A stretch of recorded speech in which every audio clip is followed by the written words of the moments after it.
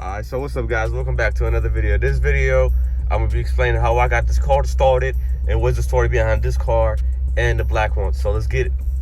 Okay, so I don't know if you guys remember, but I had this car in my parked in my house for like a good month. I was working on it, trying to get it to start.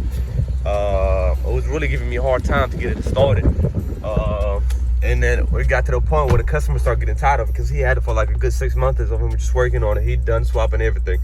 He swapped the engine twice, harness wire, ECU, everything.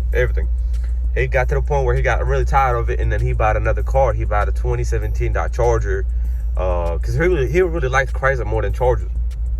And he pulled out the Chargers to fix his Chrysler.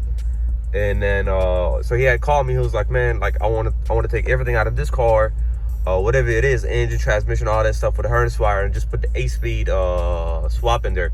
So I was like, man, like there's no point of doing the 8 swap, like an SRT swap to an SRT. So I don't know if you guys remember my black Chrysler, the 2016 one. So I was like, let's make a deal. Let's trade this car. I'll take your red one. I give you my black one, and we do the swap on the black one, and I'll help you do the swap. I'll do the swap for you. So the customer was cool. He was happy with it. And then that's how I traded this car with my old black one.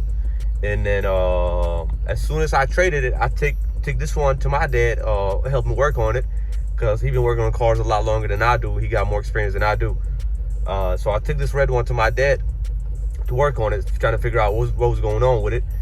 And then that's when I brought the black one to my shop and started doing the swap for him.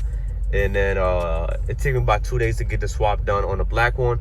Got the black one done, and then by the time I got the black one done, I went back to my parents' house, to my dad, and then to work on this one, because I had this one in my dad's house working on it. And then what it was the crankshaft sensor and the ECU was bad. So I got another ECU from another 2012 Chrysler 300 SRT8, because you can't have the new ECU SRT on these older ones, because they got a few sensors that are different. So I went and got a brand new crankshaft sensor from a dealer. I think it was around $50 or $60. I think it was like $57, $58. I got the crankshaft sensor, went back to my parents' house, put the sensor on, changed the ECU, and that's when the car started. And then I still got a check engine light on, and then anti-lock brake on. That's something that I gotta fix later, but the car drives now, everything's fine with it, and this is how I traded and I got this car.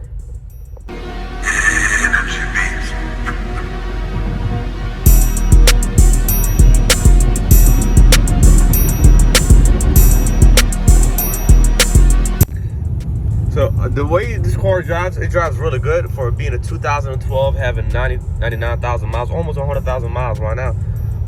But engine that I put on last time, you know, when I swapped it, it had a lot lower. It had about like maybe 18,000 miles. So engine is good. Now I love the way these cars looks. The only things I don't like about them is these 5-speed transmissions, man. Like comparing to the Challenge that I had before, I had a 2016 Challenger SRT 392.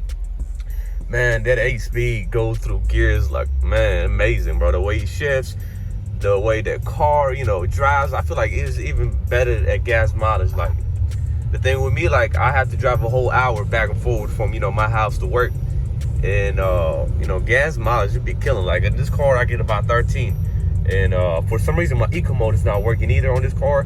I don't know, because my check engine light is on, but, you know, I'm gonna have to fix that later. But you know, I love the way this car look, the way he handles, the way he drives for being a 2012 car.